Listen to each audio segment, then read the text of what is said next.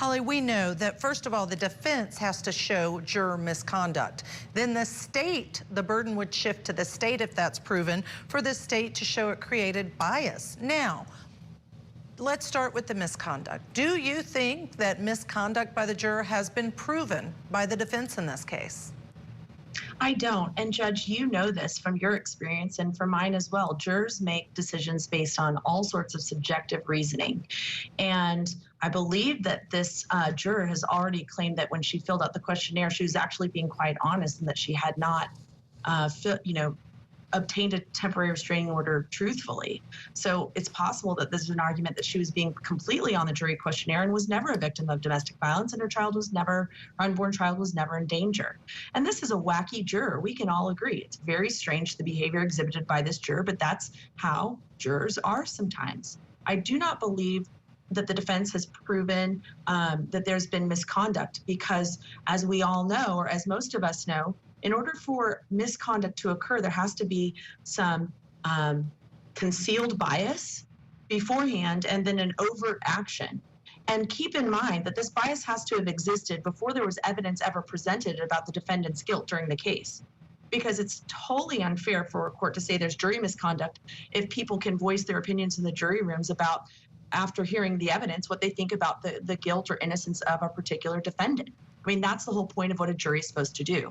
I do not believe the defense has proved juror misconduct in this particular case, because I don't believe that they can prove that she was biased walking in. There's overwhelming evidence presented in this trial that we all saw in 2004. And I think that it's going to be very difficult, a needle in the haystack or threading the eye of the needle, for the defense to prove that these particular incidences rises to the level of jury misconduct. And I agree with you completely. And when she walked in and made a comment allegedly about little man, another juror says that she did, those are the deliberations. To your point, Holly, that's when jurors can say things, because they're there to talk it all out and see what decision they can reach. But the judge asked a lot of really great questions throughout to get all the information and hear all the arguments she felt she needed to hear. One of the things that was brought out is on that jury questionnaire that juror, Rochelle Nice, actually checked off that she could not be unbiased, but there was no follow-up to that. And I feel like that's against the defense, but some legal analysts have said, no, it's actually a good argument for the defense. What are your thoughts about that one piece that's been alleged? It's a pretty risky argument for a defense attorney to say, yeah, I purposefully obtained an unbiased juror so that I could get a mistrial later. And it's a pretty delayed mistrial.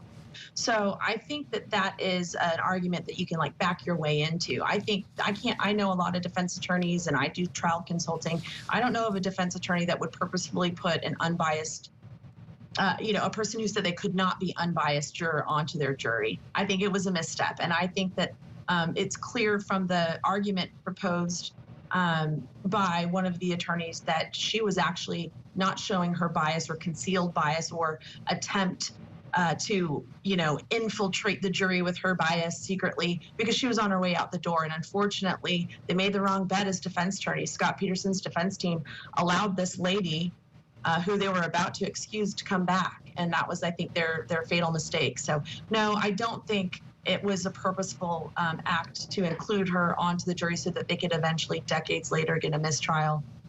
That's way too risky, and I don't know defense attorneys that commonly do that, and I would advise against it if anyone asked me. And a lot of viewers have chimed in and said, clearly there needs to be a new trial. This is not okay for a juror to do this, to not be completely honest. New trial, but it's a little bit different than the legalities that the judge has to consider, so we'll have to wait and see what the judge